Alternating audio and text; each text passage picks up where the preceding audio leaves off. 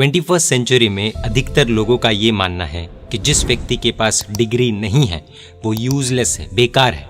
और इस कारण से आज लोग ज्ञान या स्किल्स के पीछे नहीं बल्कि सिर्फ डिग्री के पीछे भाग रहे हैं। लेकिन आज हम जिन शासन की एक ऐसी महान विभूति के बारे में जानेंगे जिन्होंने कॉलेज तो क्या स्कूल में भी कभी कदम नहीं रखा, लेकिन उन्हें कई डिग्री से नवाजा गया था। आइए जानते हैं जिन शासन के ऐसे महान रत्न, नमस्कार महामंत्र के परम आराधक, खगोल भूगोल के ज्ञाता, आगम विशारद, परम पूज्य पन्यास प्रवर श्री अभय सागर जी महाराज साहब का अद्भुत जीवन सिर्फ 8 पॉइंट्स में। बने रहिए इस वीडियो के अंत तक। पॉइंट नंबर 1, गुजरात के ऊंजा जिले के महसाणा नगर के उनावा मीरा दातार में सुश्रावक मूलचंद भाई खुशालदास और उनकी धर्मपत्नी मणि बहन के यहाँ विक्रम संवत 1981 में 1981 में आषाढ़वदी 11 के दिन हमारी इस प्रस्तुति के मुख्य पात्र अमृत कुमार का जन्म हुआ।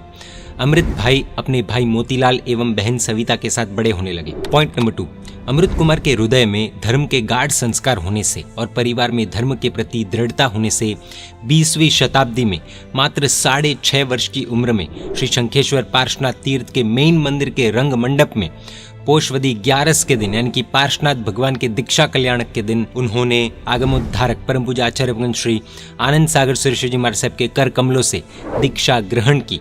और अमृत कुमार से वे बने थे परम पूज्य बाल मुनिराज श्री अभय सागर जी महाराज साहब। उनके पूरे परिवार ने भी दीक्षा ली थी। पूज्य श्री के पिता मूलचंद भाई बने थे परम पूज्य मुनिराज श्री धर्म सागर जी महाराज साहब। भाई मोतीलाल बने थे परम पूज्य मुनिराज श्री महोदय सागर जी महाराज साहब। माता मणि बहन बने थे परम पूज्य साध्वी जी श्री सद्गुणाश्री जी महाराज साहब। और बहन सविता बने थे परम पूज्य साध्वी जी श्री सुलसा श्री जी महाराज साहब। पॉइंट नंबर 3, कुछ लोग बाल दीक्षा का विरोध करते हुए ये कहते हैं कि इतने छोटे बच्चों को दीक्षा के विषय में, क्रिया आदि में क्या समझ में आएगा।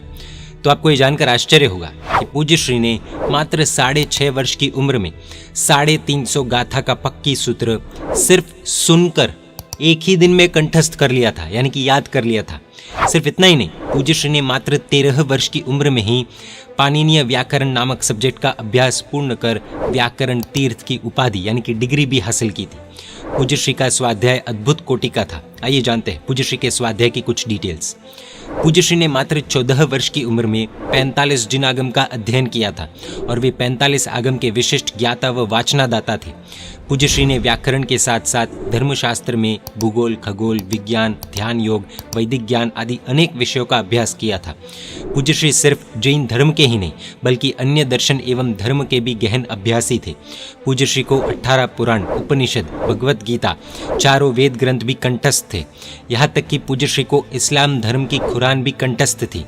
पूज्य श्री को गुजराती, संस्कृत, प्राकृत, अर्धमागधी, हिंदी, मराठी, अंग्रेजी, उर्दू, मारवाड़ी, मेवाड़ी आदि कई भाषाओं का ज्ञान था। पूज्य श्री ने भूगोल खगोल शास्त्र की अनेक पुस्तकें, स्वचिंतन, परमात्मा भक्ति, भटेवा पार्श्वनाथ स्मारक ग्रंथ, तत्वज्ञान स्मारिका आदि कई ग्रंथों का सर्जन किया था।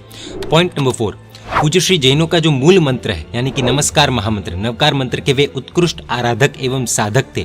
और नमस्कार महामंत्र की साधना से आत्मज्योति यानी कि ध्यान और योगिक साधना के अनहद नाद की जिसमें अनुभूति होती है वो अनुभूति स्वयं करके लोगों में नवकार महामंत्र पर अटूट श्रद्धा भाव पैदा करने वाले प्रभावक पुरुष थे। पूज्य श्री ने वत्सगहरम दादा के भूगर्भ स्थल को नमस्कार महामंत्र की साधना से वहां से हजारों किलोमीटर दूर बैठकर ही पहचान कर लोगों को सूचित किया था तथा पार्श्वनाथ दादा के प्रकट होने के बाद पूज्य श्री द्वारा अभिमंत्रित वासक्षेप का ही वत्सगहरम तीर्थ में सर्वप्रथम प्रयोग हुआ था।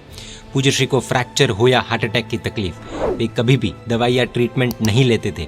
पूज्य श्री को नवकार मंत्र पर अटूट श्रद्धा एवं विश्वास था और नवकार मंत्र के प्रभाव से वे बिना दवा लिए बहुत कम समय में स्वस्थ हो जाते थे। पॉइंट नंबर 5, पूज्य अभय सागर जी महाराज साहब ने जैन परमात्मा की प्रतिमा जिसे आदिवासी लोग बाबा बाबा कहकर वर्षों से पूज रहे थे, ऐसे श्री नागेश्वर पार्श्वनाथ दादा को अपनी साधना बल से अजैनों से प्राप्त किया था।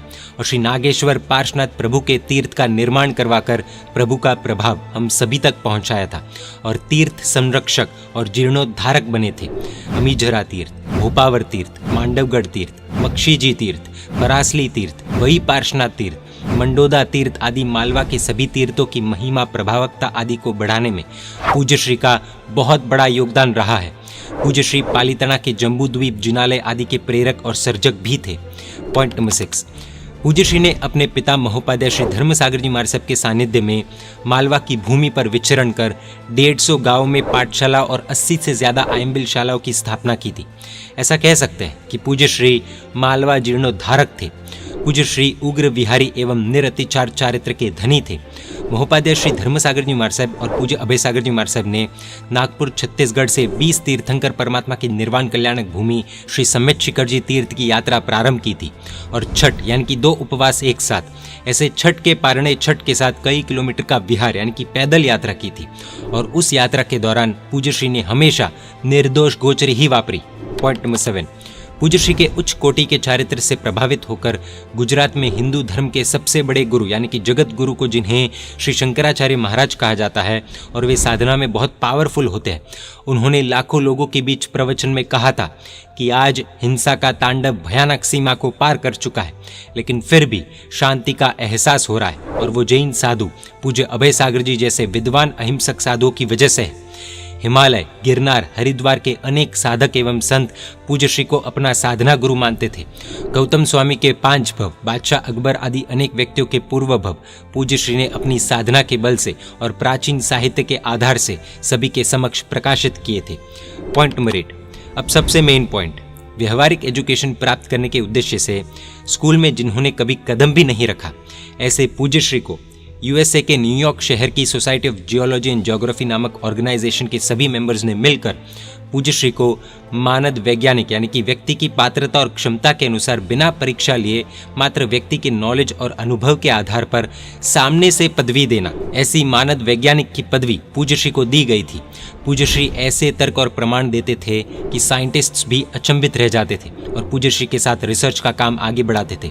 अमेरिका की एक बड़ी संस्था ने पूज्य श्री को मानद वैज्ञानिक की पदवी दी थी। इतना ही नहीं, पूज्य श्री की इंटेलिजेंस से प्रभावित होकर विभिन्न साइंटिफिक ऑर्गेनाइजेशंस ने पूज्य श्री को उनके डिवाइन नॉलेज के आधार पर मानद साइंटिस्ट की पदवी से नवाजा था, जिसमें से कुछ डिग्रीज के नाम इस प्रकार है: MNGS Washington, master of applied science Bombay, master of arts and information systems technology Delhi, MOG Ahmedabad, MISCA Kolkata. पूज्य श्री ने विभिन्न शासन कार्यों द्वारा जिन शासन की अद्भुत प्रभावना की थी और विक्रम संवत 2043 यानी कि 2043 में मकसरवदी नम के दिन पूज्य श्री ने देवलोक की ओर महाप्रयाण किया। पूज्य श्री की 37वीं यानी कि 37th पुण्यतिथि मकसरवदी नम तारीख 6 दिसंबर 2023 के पावन दिन थी। जिन शासन में एक से एक महान विभूतियां हुई है, जिन्होंने जिन शासन की अद्भुत प्रभावना की है और आज हम तक जिन शासन की लेगेसी को सुरक्षित रूप से पहुंचाया है, ऐसे महापुरुषों की अद्भुत जीवन कथा हम सभी के मन में जिन शासन के प्रति अटूट अहोभाव एवं श्रद्धा जगाती है और हमें सच्चा जैन बनने का मार्ग दिखाती है। धन धन मुनि बरा। जय जिन शासन, जय महावीर।